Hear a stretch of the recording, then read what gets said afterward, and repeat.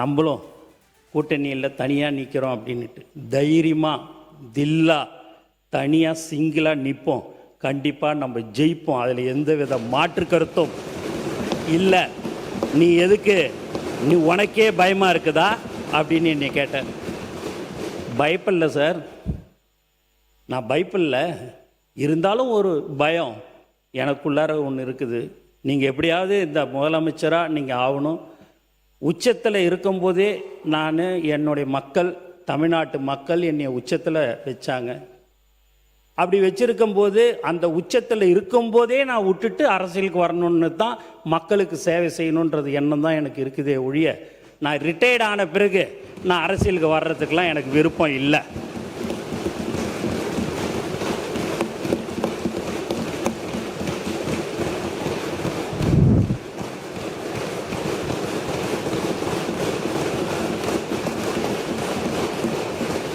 அப்படின்னு அதை சொல்லும் போதெல்லாம் நான் சரி சார் அப்படின்னுட்டின்னு சொன்னேன். எங்கள் ஆளுங்க மாவட்ட செயலாளருக்கெல்லாம் சீட்டு கொடுக்கும்போது போய் வா இந்த மாதிரி சீட்டுக்கு இல்லை நீ நெல்லுன்னும் போது இல்லை எனக்கு வேணாண்ணே, நான் இட்டுன்னு வர ஒரு ஆளை நீங்கள் சீட்டு கொடுத்துருங்கண்ணே தொகுதியில், எங்களுக்கு வேணான்னு.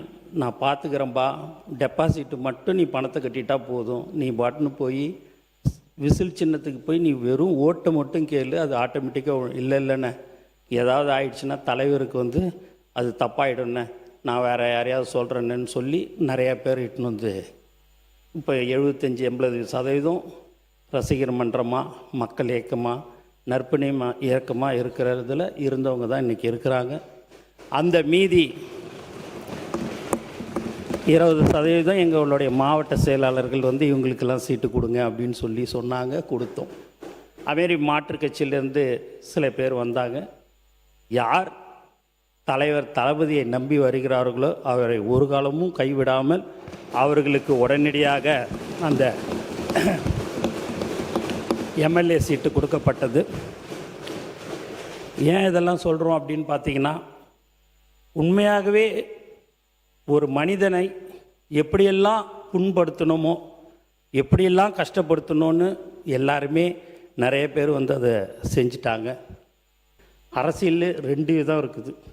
ஒன்று தூய்மையான அரசியல், ஒன்று இப்படி தாண்டா இருக்குது இந்த அரசியல்ன்றது தான். அந்த மாதிரியான ஒரு தூய்மையான அரசியலை நாங்கள் தேர்ந்தெடுத்தோம். இன்றைக்கி ஒரு சட்டமன்ற உறுப்பினராக இருந்து இன்றைக்கி ஒரு அமைச்சராக நான் இன்றைக்கி இருக்கிறேன். டி நகர் தொகுதியில் உண்மையாக சொல்கிறேன், 4 நாள் தான் போய் ஓட்டு கேட்டேன். அதுக்கப்புறம் மீதி நாள்லாம் தலைவரோடு நான் பிரச்சாரத்துக்கு அவர் கூட போயிடுவேன். சாயங்காலம் 7 மணிக்கு ஃப்ளைட் விட்டு இறங்குவோம், 8-8:15 போவேன். ஒரு மணி நேரம் பிரச்சாரம் பண்ணுவேன், வந்துடுவேன். அப்போ ஜீப்பில் ஏறி போகும்போதே பார்த்திங்கன்னா 10 மாடி 12 மாடி இருக்கும். அப்படியே ஒரு செல்ஃபோனை எடுத்துக்கின்னு அவங்களுடைய பேரனோ ஒரு பையனோ யாரோ தெரியாது காட்டுவாங்க. வயசான பாட்டி ஒரு 70-75 வயசு இருக்கும். அவங்க வாயில் விசில கண்டிப்பாக உனக்கு தான் ஓட்டு அப்படின்னாங்க. அதனால் இந்த டி நகர் தொகுதி மக்களுக்கு இந்த நேரத்தில் என்னுடைய மனமார்ந்த நான் நன்றியை நான் தெரிவிச்சுக்கிறேன். எனக்கு கண்டிப்பாக எங்களை பொறுத்த வரைக்கும் நாங்கள் 107 பேர் இங்கே இருக்கிறோம் அப்படின்னா எங்களுக்கோசம் யாருக்கும் ஓட்டு போடல. எங்கள் தலைவர் தளபதிக்காக மட்டும்தான் ஓட்டு போட்டாங்க.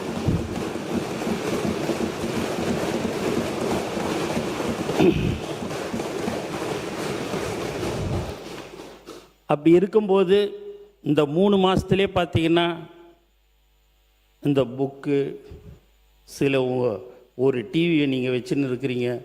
அப்பா யாரோ ஒருத்தன் ஆன்லைனில் ஒரு உறுப்பினர் கார்டு எடுத்திருந்தா அதை வச்சு தோபார் ஆன்லைன் கார்டை தாவேக்கா உறுப்பினர், தாவேக்கா நிர்வாகின்னு சொல்லி எல்லாத்துலேயும் தினந்தோறும் ஏதாவது ஒன்று சொல்லிக்கினே இருக்கணுன்றது ஒரு குறியாகவே இருக்கிறாங்க.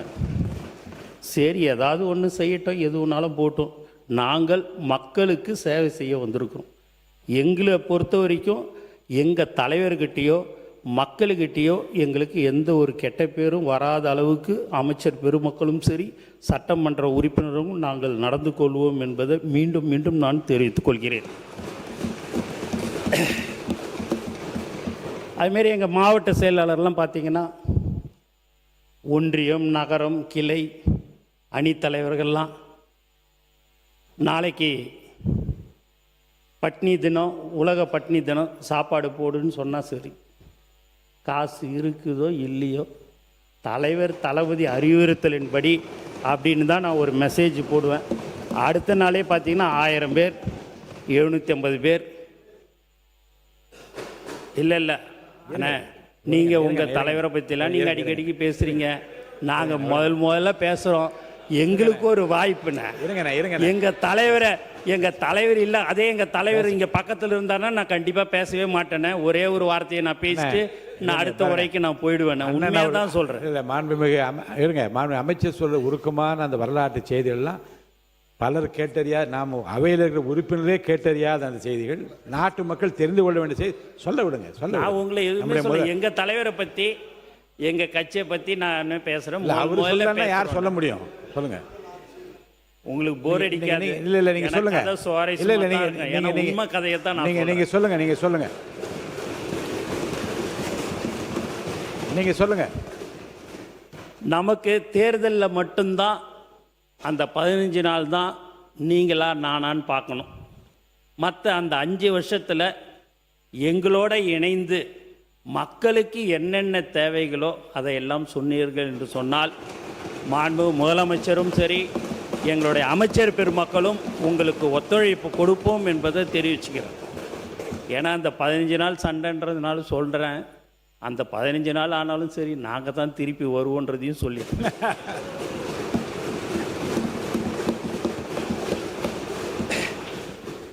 அப்பேற்பட்ட ஒரு நல்ல மனிதர், பழகிறதுக்கு ரொம்ப எளிமையானவர். ஒரு பெரிய ப்ரொடியூசர் வந்தாலும் ஒரு 5 நிமிஷம் தான் பேசுவார். சாதாரண கொத்தனார், இவங்க சித்தாள், இவங்ககிட்டலாம் ஒரு 2 மணி நேரம். நான் எப்பயுமே 20 நாள், இப்போ ஒரு மாதத்தில் 20 நாள் ஷூட்டிங் நடக்கும், 10 நாள் அவருக்கு அந்த பிரேக் இருக்கும். அந்த 10 நாளில் பார்த்திங்க அப்படின்னா யார் யாரை பார்க்கணும், நிர்வாகிகளை பார்க்கணும் அப்படின்றத சொல்லுவார். நான் இவங்களை எல்லாருமே அடுத்த நாளே ஒரு 15 பேர் 20 பேரை அவருடைய அலுவலகத்துக்கு இட்டுன்னு போவேன். அவங்க 15-20 பேர் உட்காந்து பேசுவாங்க. அவங்க 2 மணி நேரம் 2.5 மணி நேரம் அவங்கக்கிட்ட பேசி, வீட்டில் எப்படி இருக்கிறீங்க, எல்லாரும் தொகுதியில் எப்படி இருக்குது, மக்கள் எப்படி இருக்கிறாங்க, எல்லாத்தையுமே கேட்பார். எக்காரணத்து கொண்டும் கடன் வாங்கி செலவு செய்வானா, முதல்ல குடும்பத்தை பாரு, அதுக்கடுத்து தொழிலை பாரு, அதுக்கு கிடைக்கிற வருமானத்தில் ஏதோ 1% 2% இருந்தால் முடிஞ்சால் நீ செலவு பண்ணு, இல்லைன்னா செய்யாத அப்படின்னுடுவார். எங்கள் ஆளுங்க கடந்த 28 29 வருஷமாக 30 வருஷமாக எல்லாமே அன்னையிலேருந்து இன்னை வரைக்கும் தளபதி விலையில்லா விருந்தகம், தளபதி விலையில்லா ரொட்டி முட்டைப்பால் திட்டம், தளபதி நூலகம், தளபதி பயிலகம், தளபதி வீடு கட்டும் திட்டம், இப்படின்னு நாங்கள் பல்வேறு திட்டங்களை நாங்கள் எல்லாமே தலைவர் பேரில் செஞ்சுருக்கிறோம். அதில் டக்குன்னு கூப்பிடாரு, அவங்க ரொம்ப செலவு பண்ணியிருக்கிறாங்க, நீ போய் முதல்ல அந்த பணம் எவ்வளோ செலவு பண்ணாங்களோ அதை போய் கொடு, நான் கொடுக்குறேன்னு சொல்லி கொடுப்பாரு. எங்கள் ஆளுங்கக்கிட்ட 1000 ரூபா இருக்காது. இந்த இடான்னு 5 லட்ச ரூபா கொடுத்தாலும் என் வேணவே வேணாம், நான் தலைவருக்கு இட்டுருந்து வாங்கவே மாட்டேன், என்னுடைய சொந்த பணத்தில் தான் நாங்கள் எல்லோரும் சேர்ந்து பண்ணுவோம் அப்படின்னுவாங்க. அப்பேற்பட்டவர்கள் தான் எங்களுடைய மாவட்ட செயலாளர்கள், அணி தலைவர்கள், ஒன்றியம், நகரம். எங்ககிட்டலாம் பெரிய சொத்து இல்லை. நான் ஏதோ நடுத்தரமான இது ஏதோ இருக்குது, இங்கே இருக்கிறவங்ககிட்டலாம் கொஞ்சம் இருக்குது. எங்களுடைய சொத்தே எங்களுடைய தமிழக வெற்றி கழகத்தோடைய தோழர்கள் தான். பல கோடி பக்கத்தில் இருக்கிறவரா, அவர்கிட்ட நிறையா சொத்து இருக்குது, ஒன்றா எடுத்துங்க வேணான்னு சொல்லலை. பல கோடி எங்களுக்கு சொத்தே அவங்க தான். தலைவருக்கு இன்றைக்கும் சொல்கிறது, எக்காரணத்தை கொண்டும் யார் வந்தாலும் சரி, எப்பேற்பட்டவர்கள் வந்தாலும் சரி, நம்மளுடைய பழைய ஆட்களை, ஒரு ஆட்களை கூட நீ விட்டுவிடக்கூடாது, அவர்களுக்கு என்ன தேவைகளோ அதை நீ செய்து தர வேண்டும் சொல்லக்கூடிய தலைவர் தான் எங்கள் தளபதி. இப்படிலாம் ஒரு தலைவர் உண்மையாகவே என்ன நீங்களா அவர்கிட்ட பழகுனீங்கன்னா தெரியும். ரொம்ப எளிமையானவர். எது ஒரு சின்ன விஷயமா இருந்தால் கூட சரி, உடனுக்குடன் ஏதாவது ஒன்று சொன்னால் செஞ்சு கொடுக்குறவர். இப்போ நீங்கள் கூட பார்த்தீங்க அப்படின்னா இந்த அண்ணா திமுக எம்எல்ஏ சட்டமன்ற உறுப்பினருடைய தொகுதி தான். வேலூர் மாவட்டம் அணைக்கட்டு தொகுதியில் அணைக்கட்டு பிளாக் அல்லேரி கிராமம் மலை சுமார் 8 கிலோமீட்டர் அளவுக்கு 21 கோடி ரூபாய்க்கு இப்போ டெண்டர் விட போகிறோம். என்னான்னு பார்த்தீங்கன்னா ஒரு 20-25 நாட்கள் முன்பு அங்கே ஒரு கர்ப்பிணி பெண்ணை ஒரு கட்டிலில் தூக்கிக்கின்னு வந்தாங்க. அதை பார்த்துட்ட உடனேயே ஏன் அதை இன்னும் நீ பார்க்கலையா அப்படின்னு கேட்டார். எனக்கு தெரியாது சார், நீங்கள் அனுப்பிச்சி தான் அந்த வீடியோவை நான் பார்த்தேன் அப்படின்னு. என்ன செய்வே தெரியும், நான் கலெக்டரேட்லாம் சொல்லிடுறேன், இம்மிடியேட்டாக அதுக்கு ரோடு வசதி செய்து தரணும்னு சொன்னார். இன்றைக்கி நேற்று பார்த்தீங்கன்னா அதுக்கு 21 கோடி ரூபாய்க்கு எல்லாமே ரெடி பண்ணி இன்னும் ஒரு வாரத்தில் டெண்டர் விடப்பட இருக்கு. அரசியலில் எப்பயுமே பார்த்தீங்கன்னா அந்த தொகுதிக்கு 21 கோடி ரூபா கொடுத்து அங்கே இருக்கிறது 320 பேர் தான்.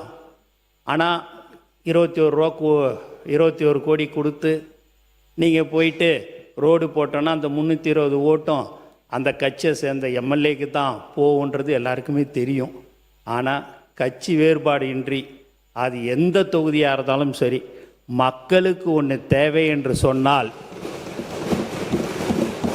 அதை உடனடியாக அமைச்சர் பெருமக்கள் செய்து தர வேண்டும். அவர்கள் இந்த கட்சி அந்த கட்சி என்ற வேலையெல்லாம் இங்கே இருக்கக்கூடாது. அதை நீங்கள் உடனடியாக செய்யணும்னு சொல்லக்கூடிய ஒரு அற்புதமான மனிதர் தான் எங்கள் தலைவர் தளபதின்றதை நான் இந்த நேரத்தில் தெரிவிச்சுக்கிறேன். மேலும் நீங்கள் பார்த்தீங்க அப்படின்னா பாண்டிச்சேரியில் ஒரு 3-4 தடவை பிரம்மாண்டமான ஒரு பொதுக்கூட்டம்லாம் நடத்தினேன். அதில் நான் சட்டமன்ற உறுப்பினராக இருந்தேன். மத்திய அமைச்சர் முதலமைச்சர்லாம் கலந்துக்கினாங்க. அப்போ நான் சொன்னேன், அந்த 1,00,000 பேர் இருக்கும்போது சொன்னேன், ஒரு 15 வருஷத்துக்கு முன்னாடியே 16 வருஷம் இருக்கும், 5 வருடத்துக்கு ஒரு முறை சட்டமன்ற உறுப்பினர் என்ற பதவி போகும். தளபதி ரசிகர் என்ற பதவி தான் எனக்கு கடைசி காலம் வரைக்கும் இருக்கும் என்று சொன்னேன்.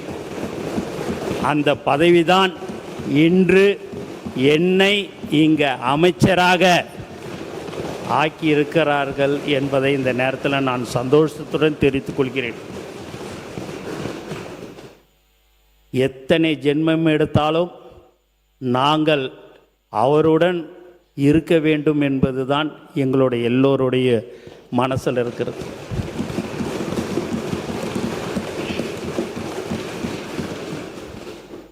ஒரு 9 லட்சம் பேருக்கு கட்சி நம்ம ரசிகர் மன்றமாக இருக்கும்போது பதவி போட்டோம்.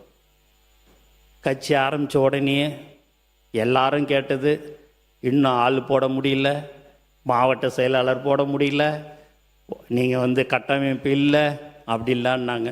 அந்த 9,12,320 பேருக்கு மக்கள் இயக்கத்தில் இருந்தாங்க. அவங்களுக்கு 3,16,217 பேருக்கு நாங்கள் அந்த போஸ்டிங் போடணும்.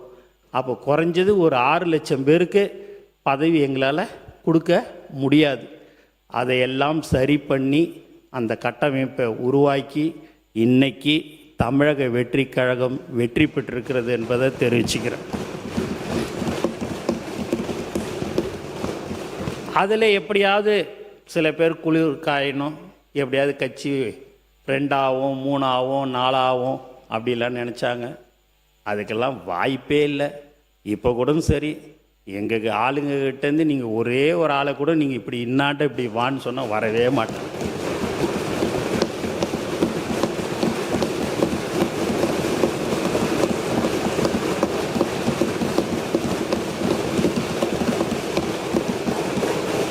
எங்கள் நிர்வாகிகளும் சரி, தோழர்களும் சரி, சட்டமன்ற உறுப்பினர்களும் சரி, அமைச்சர்களும் சரி, இன்னாண்ட 2 கோடி வச்சுட்டு இன்னாண்ட தலைவர் படத்தை வச்சிங்கன்னா தலைவருடைய ஃபோட்டோவை தான் எடுத்துப்பாங்களோடைய அந்த 2 கோடி எடுக்க மாட்டாங்க.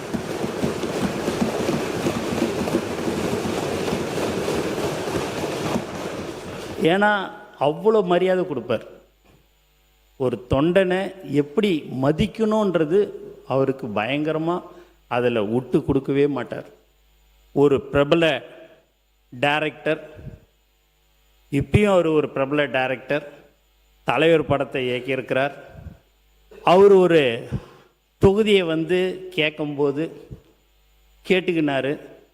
அதுக்கு அடுத்த நாள் திருப்பி வந்து எனக்கு அந்த தொகுதி ஒன்றுன்னு ஒரு 1.5 வருஷத்துக்கு முன்னாடியே கேட்டார். கோச்சிக்காத நண்பா, அது அந்த தொகுதி என்னுடைய மாவட்ட செயலாளர் பல ஆண்டு காலமாக அங்கே உழைத்து கொண்டிருக்கிறார், அவரை விட்டுட்டு உனக்கு நான் கண்டிப்பாக நான் தரமாட்டேன், கோச்சிக்காதுன்னு சொன்னார்.